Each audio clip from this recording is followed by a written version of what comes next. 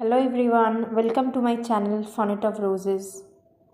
March মাসের প্রথম দিকে আমি কতগুলো গোলাপ গাছের অর্ডার দিয়েছিলাম পুষ্পাঞ্জলি অশোক ও পুষ্পাঞ্জলি প্রণবীর থেকে। সেগুলিরই আজ আনবক্সিং দেখাবো।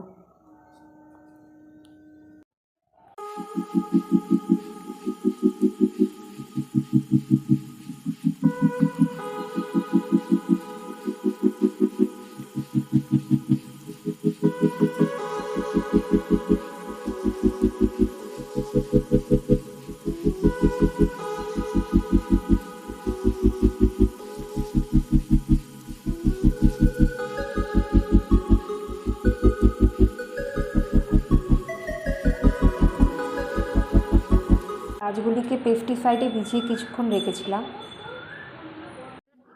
এরপর গাছগুলোকে তৈরি করে রাখা মাটি দিয়ে টবেতে বসালাম একটার পর একটা।